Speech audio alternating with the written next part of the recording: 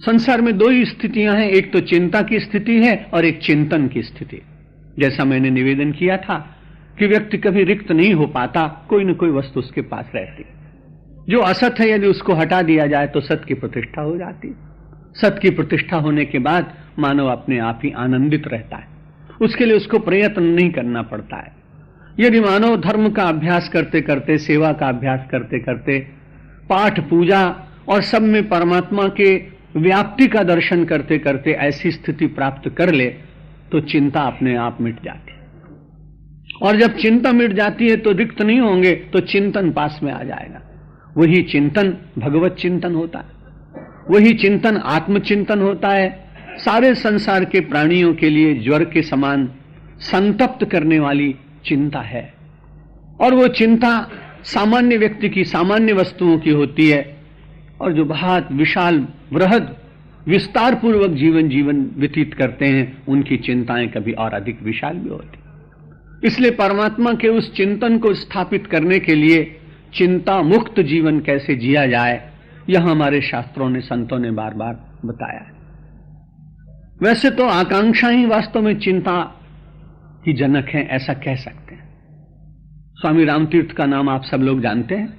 बड़ी मस्ती में कभी कभी अपने को बादशाह कहा करते थे।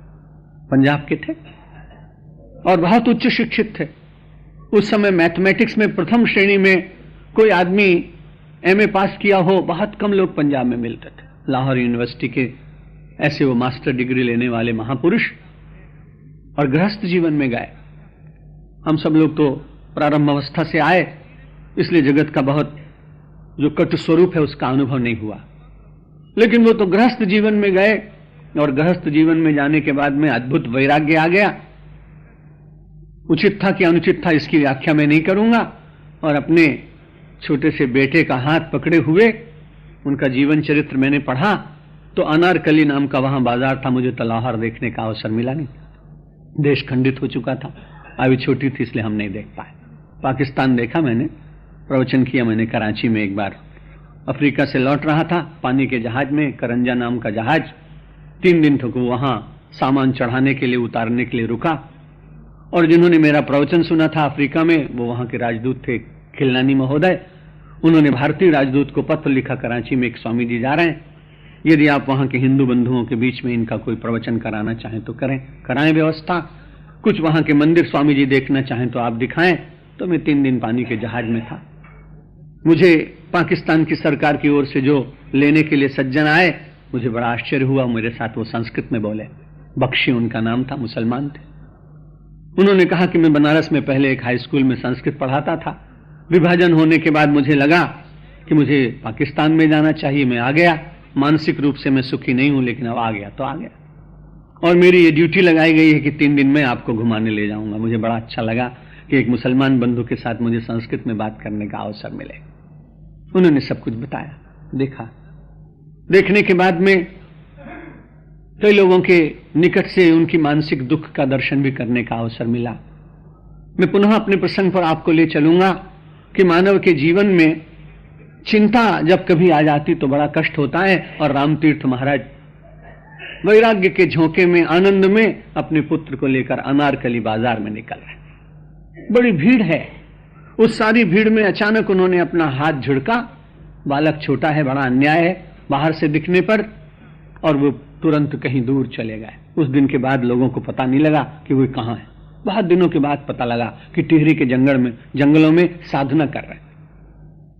जब लोगों ने वहां उनसे पूछा तो उन्होंने कहा कि बाह्य दृष्टि से मैंने अन्याय किया है, ये बिल्कुल ठीक बात।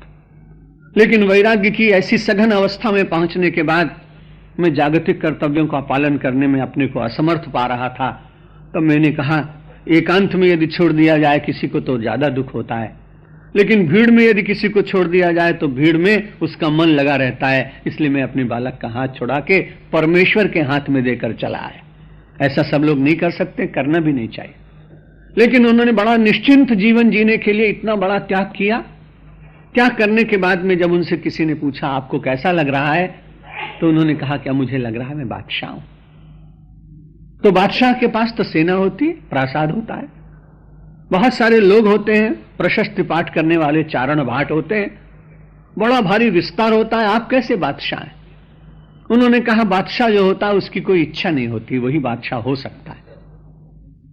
और ये मैं निश्चित रूप से कह सकता हूं कि मुझे वेदांत का अध्ययन करने के बाद एक ऐसी स्थिति मिल गई जहां मेरे मन में कोई इच्छा नहीं जागती।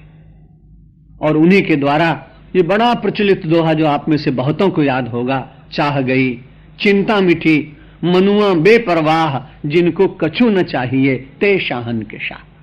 जिनको कुछ न चाहिए वो शहंशाह होते हैं। भगवान आदि शंकराचार्य मुझे और आपको प्रेरणा दे रहे हैं कि संपूर्ण इच्छाओं का परित्याग तो आप नहीं कर पाएंगे, लेकिन इच्छाओं को जितना कम किया जा सके उतनी ही आप चिंता से मुक्त हो सके।